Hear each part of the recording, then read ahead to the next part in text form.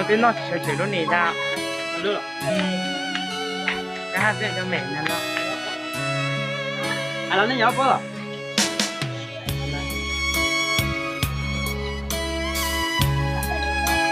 đá là đây à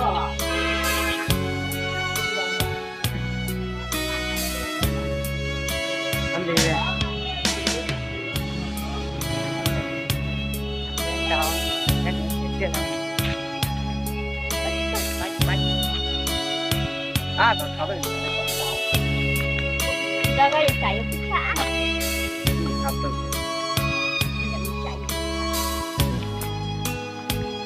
còn hết là còn mọc hết là còn mọc mà chị em vừa đặt dưới cửa kìa nó bé vừa xí khá cho cái tờ bé sao chị chết chồng cái lo lúc nào bé một xí nữa bé mà xí cái mà tôi nói là bé mà sao này nhớ phải không ạ chọn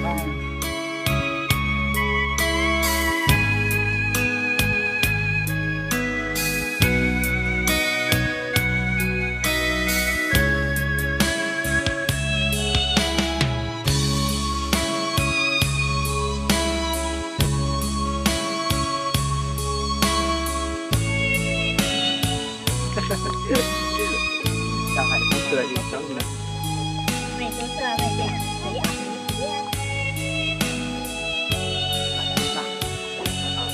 chị không hiểu nghĩa thì đừng có mà nói ra thì cũng không hiểu nghĩa tôi là giống như không phải là bây giờ chúng ta trắng con là nên nhỏ quá chị nhà con là nên lên nhà này cho la đi này họ có đâu rồi này chỗ thế hả đấy cho mình tốt cho phải đấy cho nó phải tạo phải bỏ một cái cho mũi á nếu thế này được sao này cái gì đó nữa đây là chỉ có cái đó đấy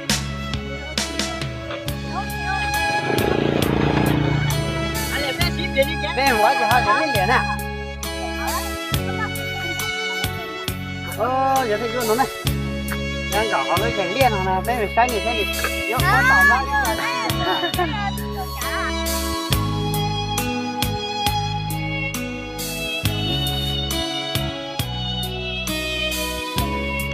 cầm này làm thử nha có xin không ôi trời đi người ta mới xây đấy nó sẽ đấy ok nhớ là con nó sẽ đấy mình chị để đây mới tao rất tao nhắm vào chỗ mà sẽ có luôn mà đúng rồi nó sẽ đấy luôn nhất đó nhất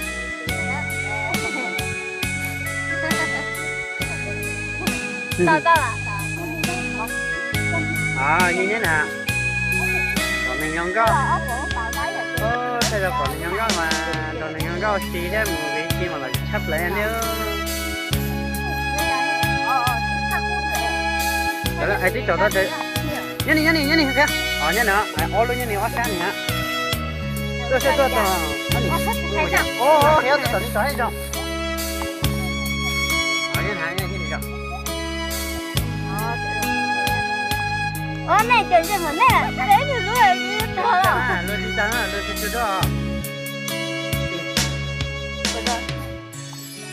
có gì chỗ anh đến đây nhưng mà sai nhá cho yo sao đi chán nè thạch ý thạch ý ta một giờ không giờ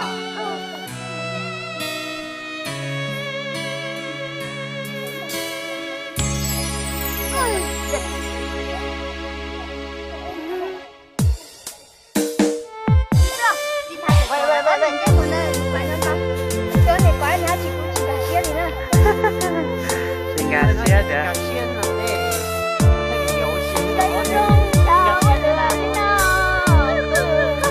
em đặt số chở trà mà đây chở trà đó là để cái rồi tao đi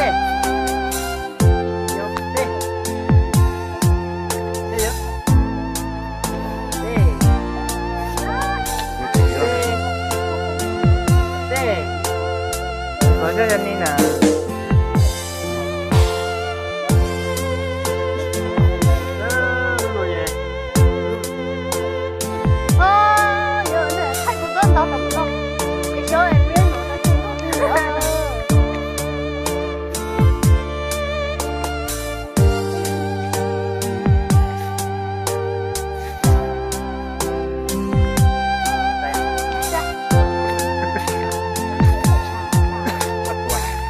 mình chó cho mình trong á xin bóng hả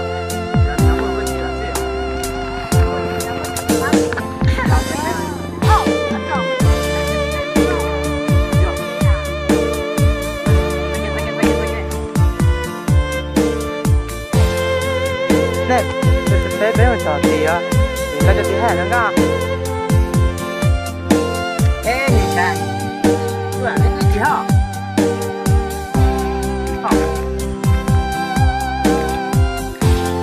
cái mà mình khá nhẹ bây giờ mình mà mình phải bút cho nếu mà phải bút không thì sao vậy đây thì cái mình đưa để cái gạo mẹ đây cái thay cái phải bút chỉ cho nó sẽ mình gạo mẹ chứ nào ghê đúng không ghê đúng không nó này phải bút chứ nào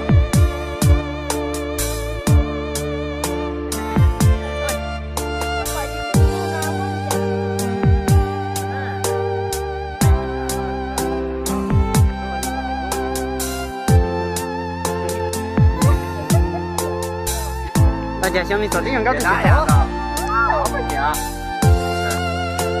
cái tua kìa. Cái đá à nó. Đá này.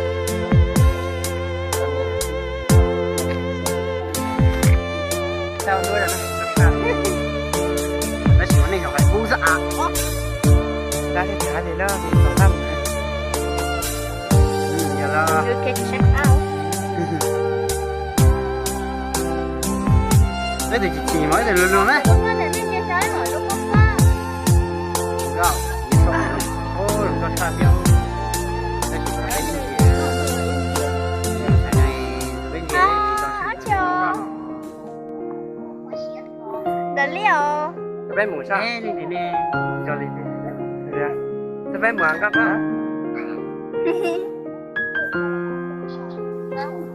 ê đây siêu anh nhớ thế ra rồi ạ ra cái cà đấy nét tên đã lắm rồi đó là mình nhớ rồi mình nhớ rồi chơi rồi chị ơi đó chỉ là rồi quá không biết tôi tổ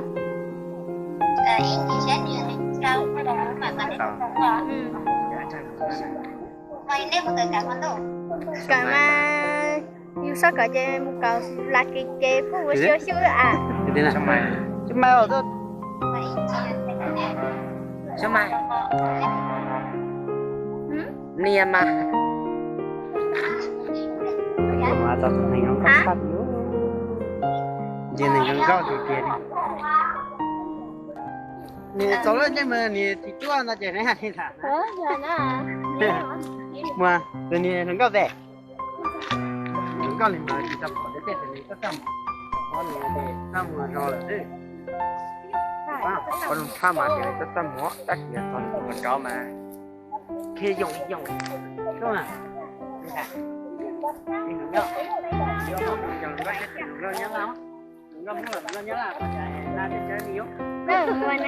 bây giờ là ngâm không nên đi chơi à đi chơi ở đâu đấy em cho tất cả nha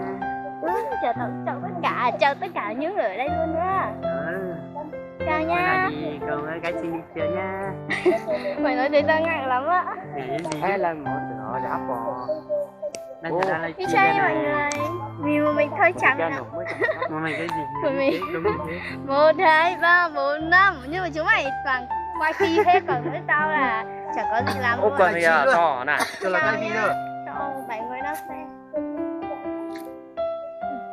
cho một like thôi cho một like thôi cho một like luôn Thế thì cho một like luôn nhé. Đúng rồi anh ơi. Lần đầu tiên mà đi chơi cùng với gái xinh đây này. Ngắn ngó. Cho anh nữa. Chào buổi tối nữa. Cho anh mí phải nha.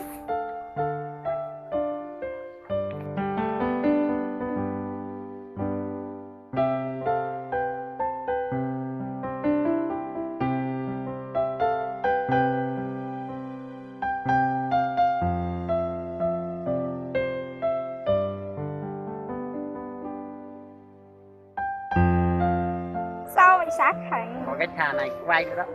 Thành ơi, Cái sao thà này thế? thì Máy bảo đi chơi cái thà không này đi nha thì Thành. đi chơi. À không làm gì hết. Chỉ có mấy ba thằng mới làm thôi. Thằng này thì lấy chi. Cái xinh xinh này thì lấy chi đó. Ê. Váy mà là sao này sao? Đẹp chưa? Đẹp chưa? Đồng va quê tôi đẹp chưa? Sao lại Sao lại tao rồi? Thành cứ thích đợi cho cô đi mai.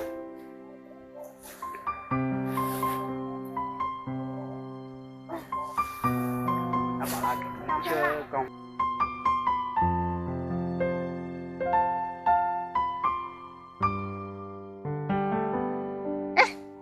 Ta là nhiều đấy.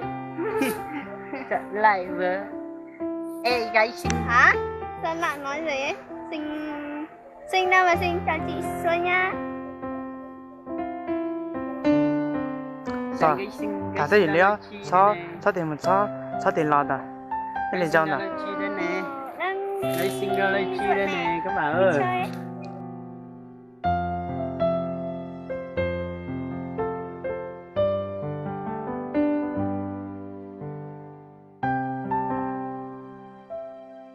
Tôi nhé. À là chị đã thế á? Chị là chị hả? Ta quay là video này cho xem mặt hai cái thằng này. Ai xê? Đừng cười. Đừng luôn. Quan trọng không quan trọng. Mấy cái sao? Gì rồi chị? Để trở này sao? Phi trỏ Thành mà. ơi mày còn tao nói là không sửa á. Nãy tao rủ mày có đi đâu mày bảo là chạy tới con chị ra rồi. đi rồi. Chạy cái tên mà. Hai chúng mày dừng lại đi nhá. Xinh Ok. đấy. Bây giờ đã xinh đây này không dừng lại. Xinh gái thế nào? Em Khi nào về hết xinh rồi thì mới dừng lại nhá. hết xinh thì chúng mày mới dừng lại à? Ok. Tới khi nào mới hết đây? Trời xinh. Rồi mày cũng gần đây hết rồi thế này. Chưa có hết xinh nhá.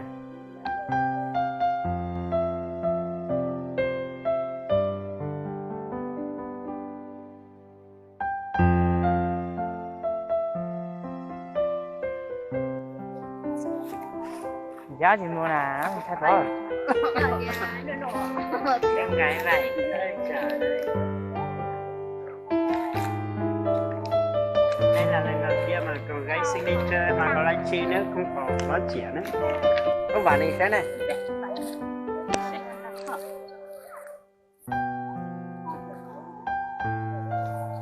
Ây yo.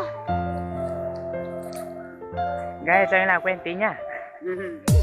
Anh cứ nói như thật. Chơi nào quen tí nha. Trời ơi, mình còn chưa biết nhau cơ. Em xinh gái này tên gì ấy? Ồ, sao? Tôi có phiền tao lúc đầu đây. Cứ nói chuyện thoải mái đi. Hay Nói đi. xem mặt bắt đầu. Ôi, như thật luôn đi. Chả biết họ đi sao nữa. Quay mình nghĩ đến đâu quay đến đó. Anh này thích quay này. Thấy gái xinh thì phải quay thôi. Mày nghĩ không? Chào Linh Mỹ Quá.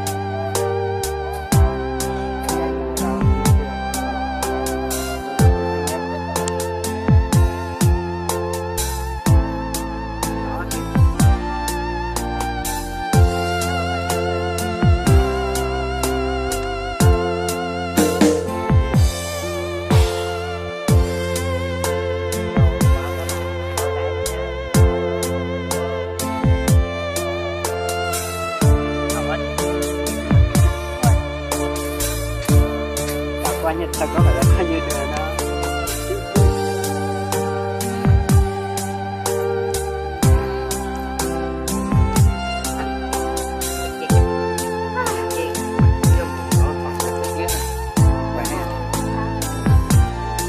Chưa cho mọi người chọn cho táo. Lấy cái mỏ này.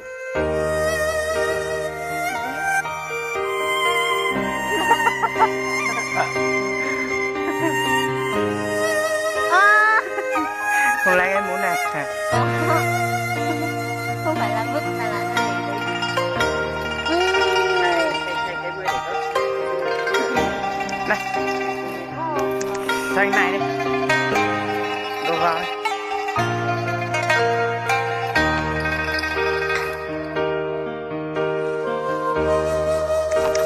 Để cho anh rút nó. Làm thế này. Ok không?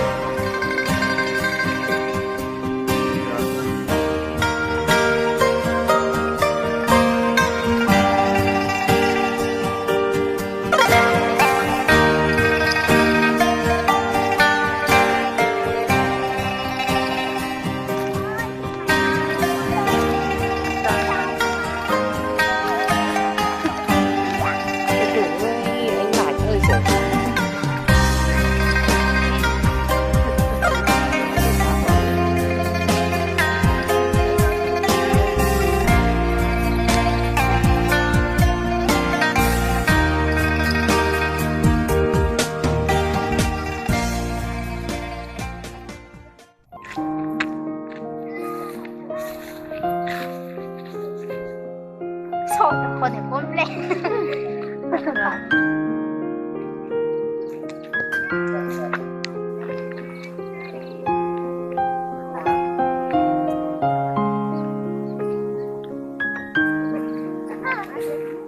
Là để tao tao đi được A nè.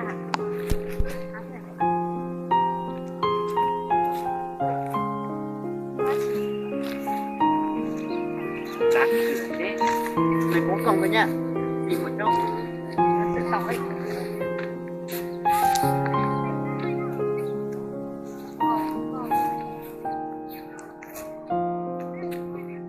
Ê, chị chào học tôi sợ. Mình thấy không gạo rồi. Ê, Rồi, và tao đi đường này nhá. Để bé sợ đời cuối à. Mình có xe lò nữa. Dạ, để tao sẽ nói mình sẽ nào cũng rong rồi đi mất còn một thứ đặt đi bên một này rồi. Để tu lò cuối chị. Nhớ toàn tu nhớ đu thế này à? Nhớ có kế đi thế chị. Tu cuối thì là đó. Cái gì là trời chạy bộ rồi. Nhớ ra. Dạ. Nhớ ra.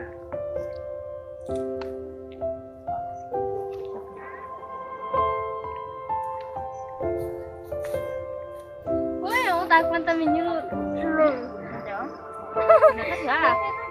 Ta chỉ cho tiền dình thế. Ông ta còn bình luận đấy này sơn lại, anh chỉ lo sơn lại cho ta tiền trong lắm. Tao biết là còn thế là tao đi nhỏ.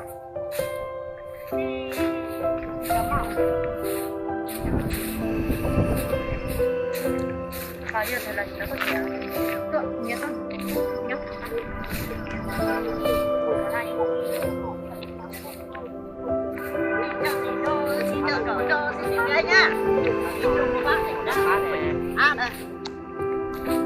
Đi về đây đã.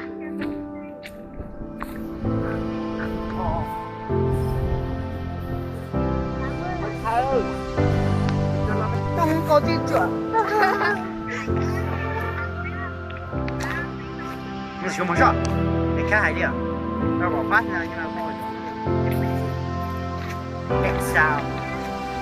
Không sao. Không sao mà được là gì?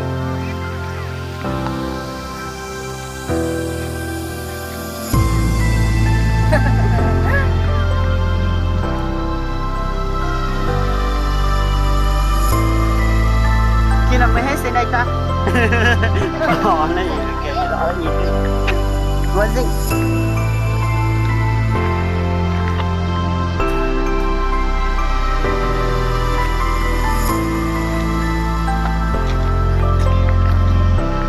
Lấy chi rồi của mày có lấy chi nữa. Bé chỉnh đâu phải chỉ tia đây nhưng mà vừa to luôn. Có đài à? Xe hát à? Chào cái chỉnh nhá, mày đi đâu? Mày đi chợ đó ấy. Anh nè, anh chị. Không cho tôi hả? Cho chị làm gì?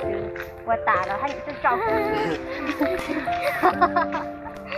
Ta cho chị tính nhờ kèm. Cho chị nhờ kèm chị cho cái gì? Có nhớ cái nhà thì được đâu mà. Nó lừa thế.